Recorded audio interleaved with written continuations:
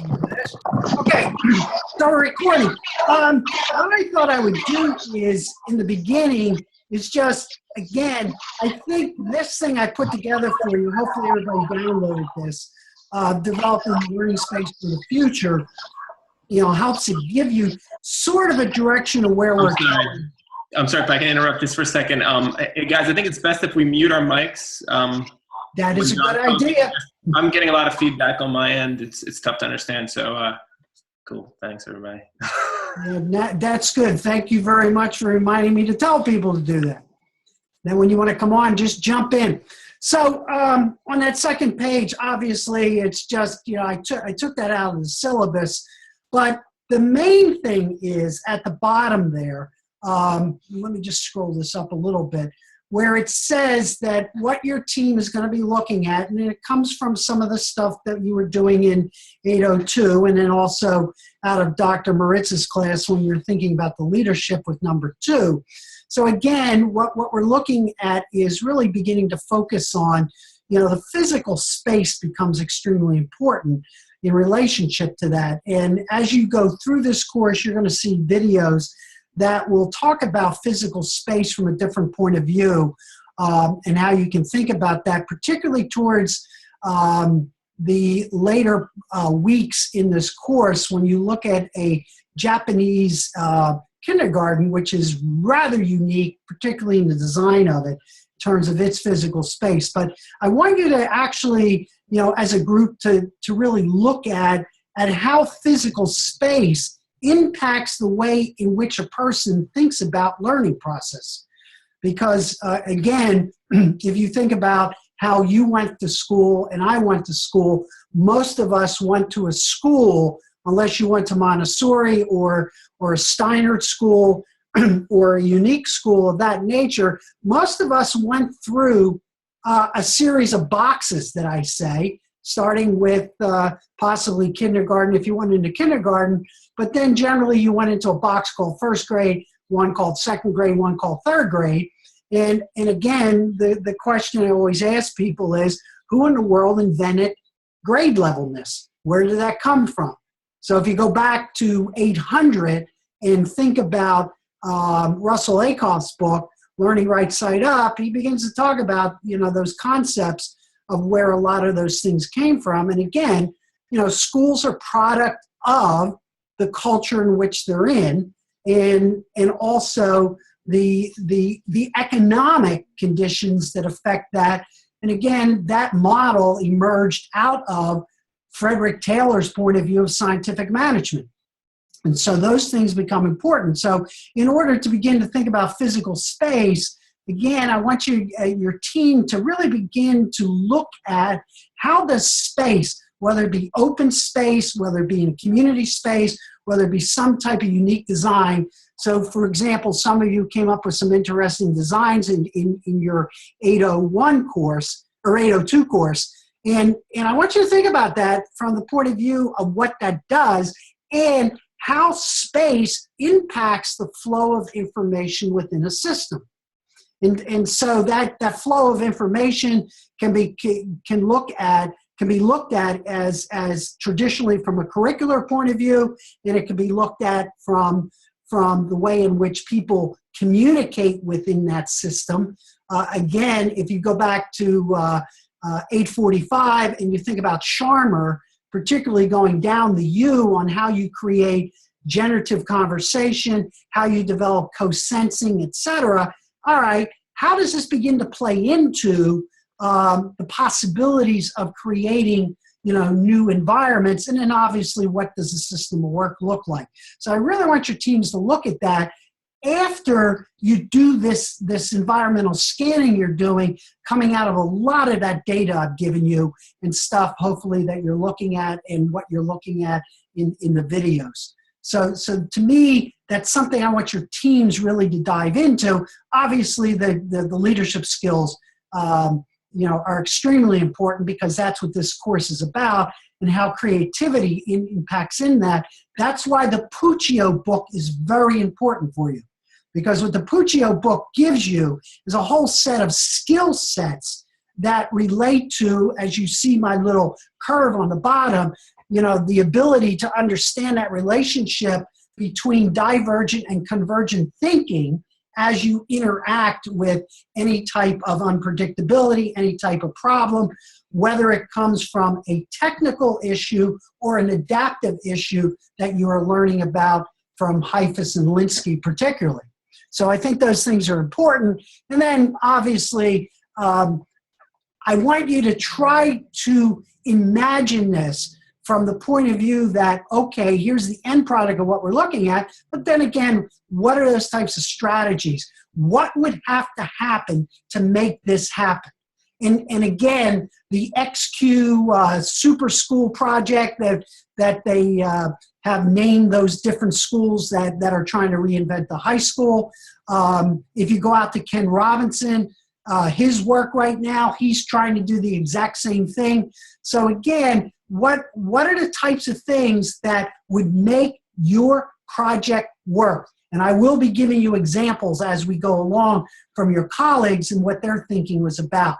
So again, that's the framework. That's what your team is working towards as you begin to interact with divergent, convergent, as you begin to interact with prototyping, with ideation, with going up the U in relationship to getting to a point where you begin to see prototyping as a tool that you can actually utilize in your present environments.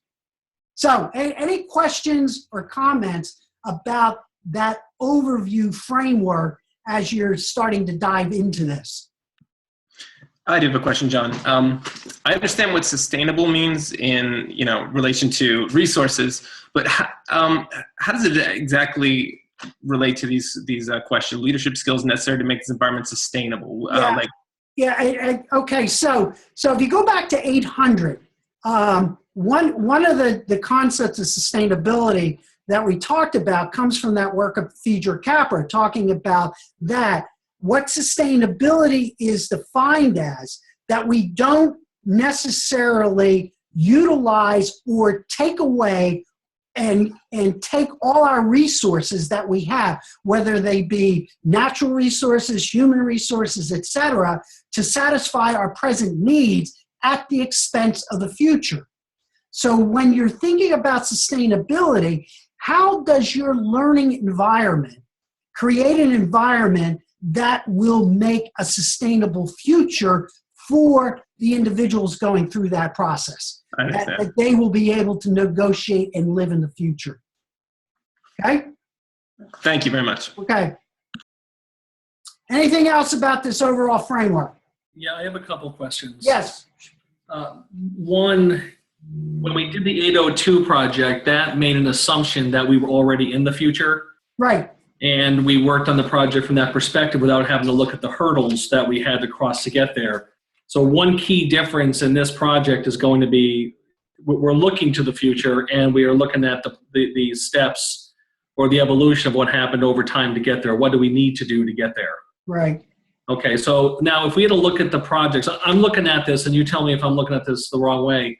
If we had to start, let's say, public education all over again, based on where we see things going. Right. And the skills that are needed for, let's say, 21st century learning and dealing with different populations around the world, that type of starting point, that open-mindedness I'm assuming that would be a helpful process to kick this off versus the where we've been. Yeah. And again, if you go back to 800, and again, if you notice, I keep interacting with stuff you've done in the past. Remember when Senge, particularly, it was in, and I don't remember if you guys had Schools that Learn, but I also think it was in The Necessary Revolution. Remember, he talks about this idea of creative tension. And that creative tension he uses, remember he had this and the rubber band.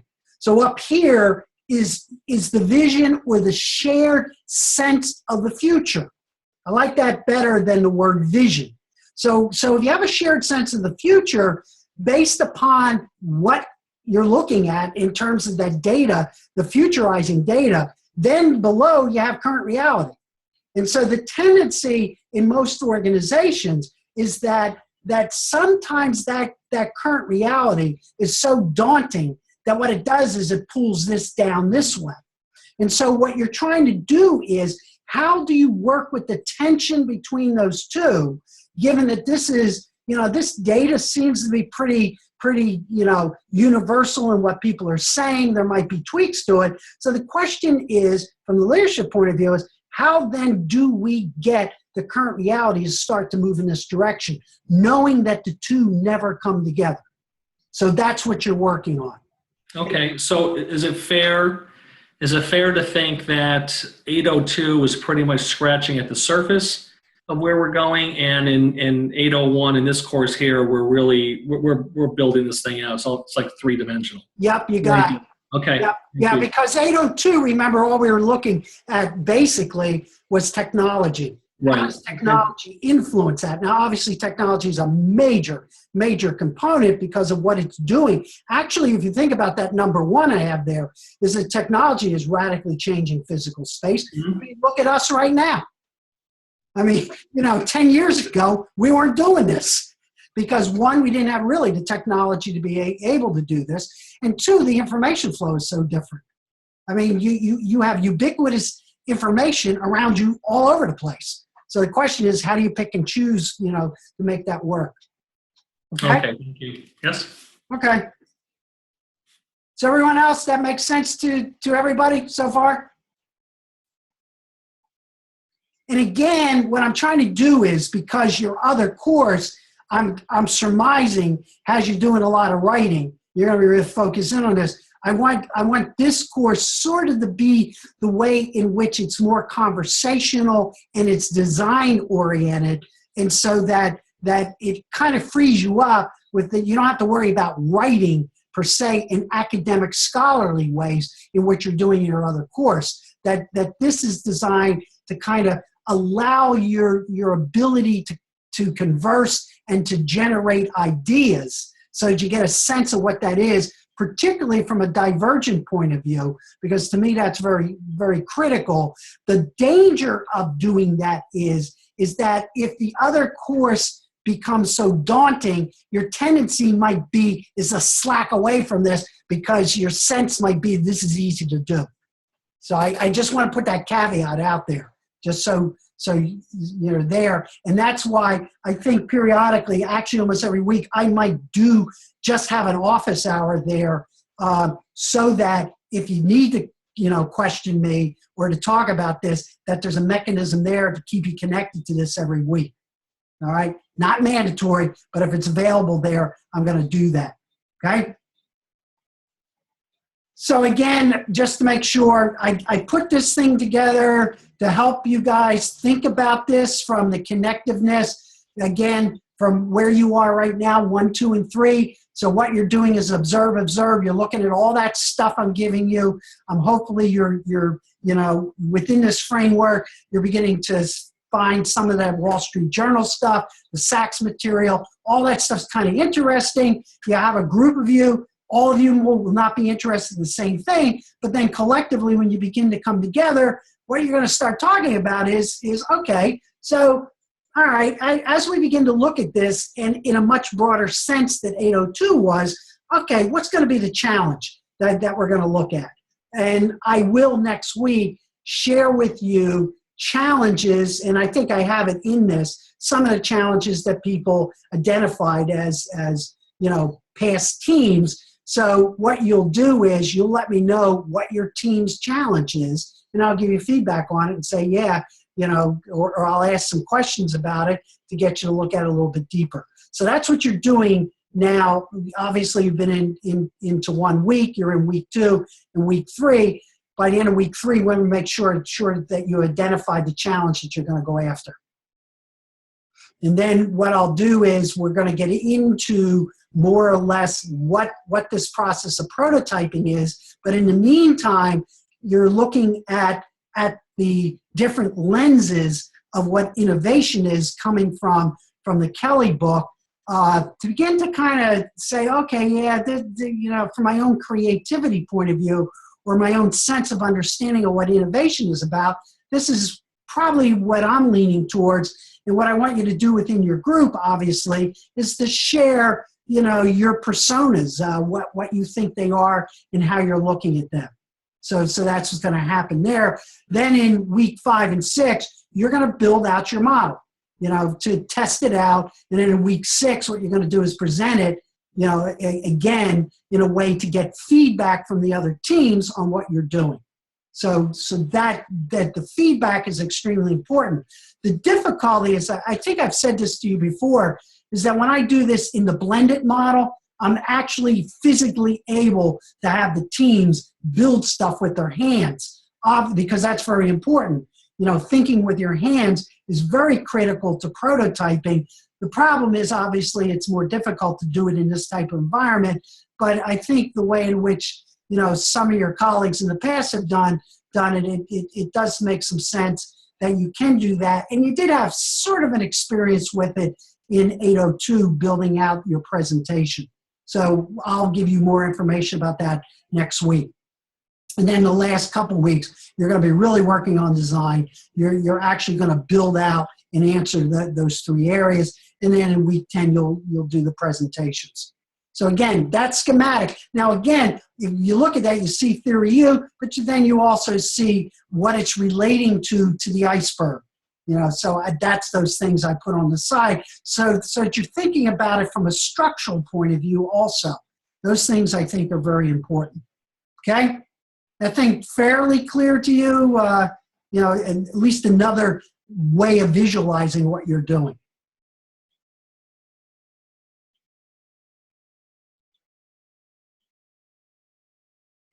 So again, what I'm doing here is as we said, is that hopefully, to think about this from the iceberg point of view, this is another way for your team to organize this information. You begin to think about it, all right, so what do we see going on based on all that stuff we're looking at that really can influence what our challenge might want to be? So for example, the team that put together the farming environment, I'll call it the vertical farming in that area, that's kind of an interesting process. But then again, how does that relate to maybe, let's say, a learning environment that deals with hunger in certain parts of the world, or hunger within an inner city? Now, you started dealing with that, but how would you make that expand outward if your team decides to go in that particular direction? So what would one see daily happening within your learning space? And then move on down. What are the behaviors you're going to see over time? So you go back to your 802, analyze what you developed in 802, using these questions. This should help you to go deeper into the expansion of what you're going to do. Okay, so hopefully this is another lens for you, to look at. Any questions about this?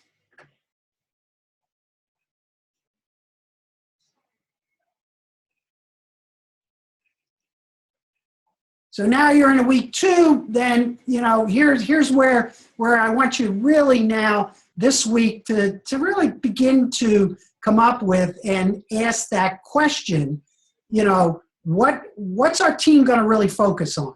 So I did give you some examples of what that is, what other teams said. So you can see what some of these statements are of what those teams went after that was used to create their type of learning environment. Now, I will have for you, and I'm going to post them, some videos of ones that I did with the hands-on ones, and I'll have a couple available for you of ones who did a presentation in a virtual environment, so you get a sense of what people are doing. So I'll post those up for you within the next week or so. So it will, stimulate some thinking about how a challenge then begins to move into a prototype.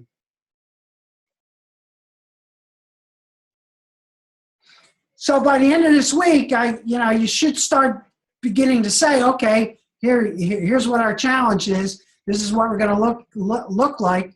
And then what I want you to do is each team to send me a copy of what your challenge is so I can give you some feedback on it, and we can go from there. And what I want you to do is to email me, from the team, what your preliminary challenge is. Okay? So do that in the 3rd week.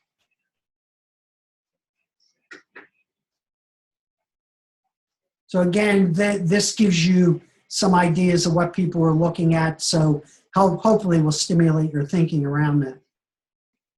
So, so what questions you have for me based upon what you've done so far, or what you're attempting to do so far?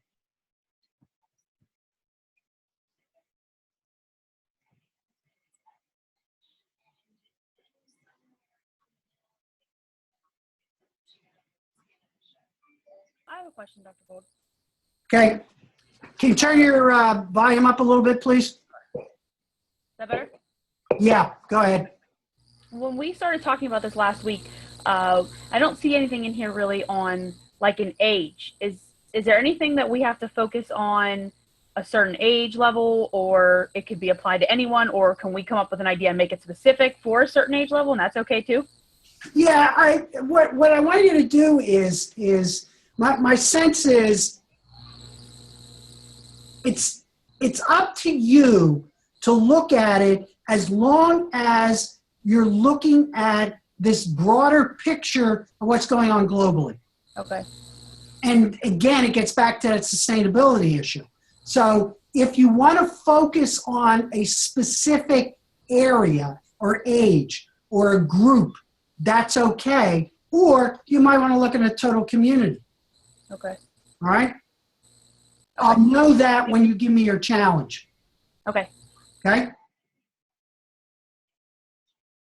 So would you say that the difference between this project primarily and the previous courses one was the focus on technology and the role it plays? This time we're kind of looking at more globally with respect to creativity, as opposed to how is technology influencing this space. It can be a part of course, but that kind of is the shift. Yes. So have you started looking at for example, when you look at the Wall Street Journal material, any of that material kind of stand out on you, kind of interesting? Wow, that's interesting, like the future of cities or anything of that nature? So yeah, you want to pull from that. And the Sachs material particularly is very interesting, because he obviously is a major influencer in the United Nations, dealing with the whole issue of poverty, overpopulation, any of those areas. The other person I'd recommend that if you, and you can get videos on him, is Tom Friedman. Remember, he wrote a couple books about, the world is flat, the concepts of what's going on. Now, again, technology has a major component. Also, go back and think about your second machine age. Because what that's looking at is the economic challenges that what technology is doing to human beings, but also it has a lot to do with economics, particularly if you look at what Sharma talks about in terms of those 3 divides. So the question is, does our educational process have to get people to begin to look at learning environments that are going to allow us to cope with our self to nature, our self to others, and our self to self? Right. So we're also to assume that, of course there were barriers, but then when we talk about how we worked through the project, we also address how we worked through those barriers. Yep. Okay. Yep. That's what it is. So as I said to you guys before, what you're doing is now you're going beyond technology. You're what I really want you to think about is, how in the world do we reconceptualize learning in this world, given all these issues that are possibly emerging? Given off of all those experts that you're reading from and other things that you might find.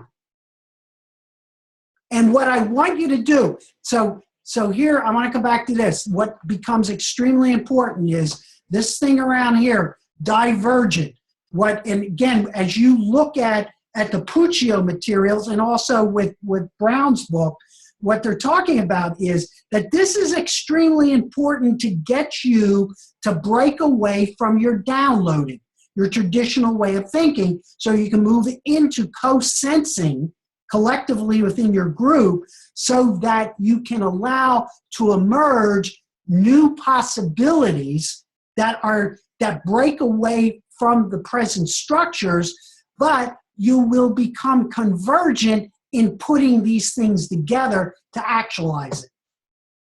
The problem most of us are involved in right now, most of your organizations are highly convergent. And when you look at convergent thinking, it means it's highly linear and does not take into consideration the nonlinear approach of divergent. The problem, what happens with most people is, in most organizations, it's either or. And what Puccio and what Kelly and also the Brown book is talking about is it cannot be either or. You need both of them. And so jump back to the leadership role. What leadership around creativity and innovation is about is your ability to learn how to help people to navigate through those, so that when you look at the structure then, and let me go back to this, let me go through this. So when you begin to think about this process here, is that how does divergent and convergent thinking lead into creating new structures that will produce different types of behavior that will address these emerging needs for the future? So those of you who are in K-12 environment, look at what STEM education, it's kind of interesting. STEM and STEAM education is all about innovation and creativity and entrepreneurial around science and technology, et cetera. Except when you bring in the arts, then you bring in the humanity point of view. So from a structural point of view, so a question if you want to play with that is, from a structural point of view, is our present K-12 boxes, and I'm going to use the word boxes from a structural point of view, stop the possibilities of really allowing the intent, meaning the assumptions of what STEAM education is all about, to take place. So again, that gets back into asking you to think about physical structure of a learning space has a lot to do with what it tells us about the assumptions about what learning's all about.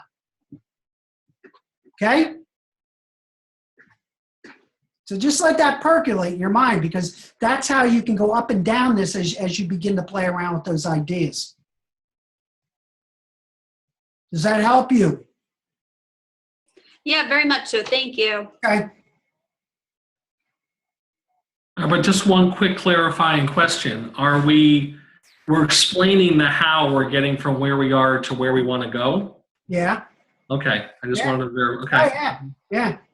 And when you get into prototyping, you see some of those examples that I'm going to give you. I have one that was done about 3 years ago. It's kind of an interesting example of what, kind of a forward-thinking, prototype is all about. Now, you're going to see it because they physically built the model.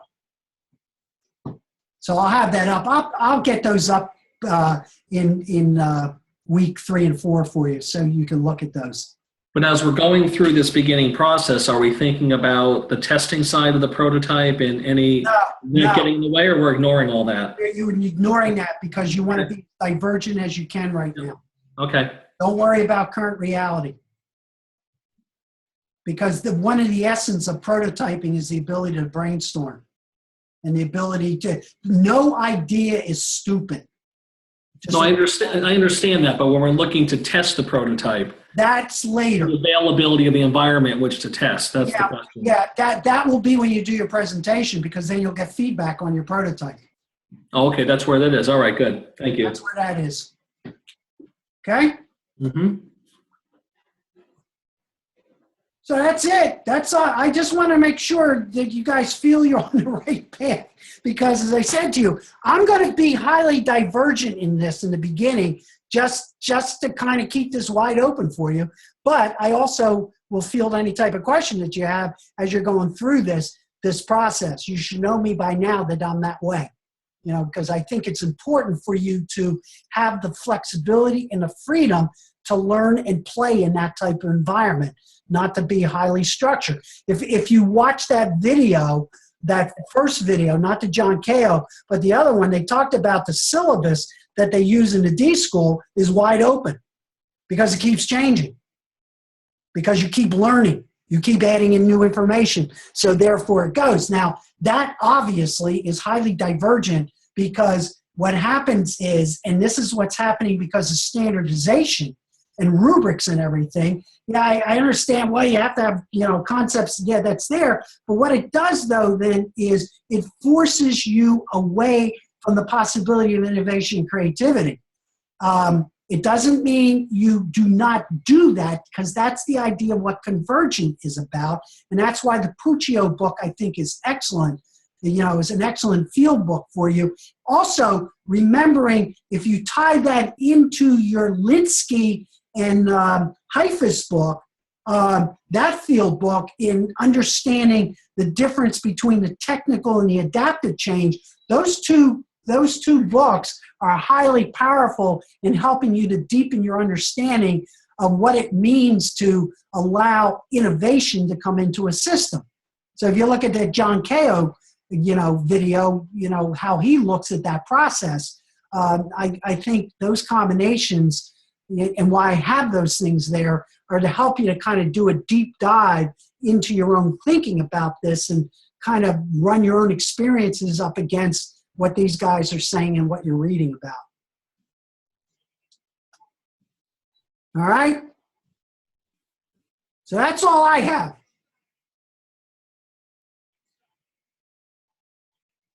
So if there is nothing else, no other questions, then I'm going to turn off the record, and I will say that you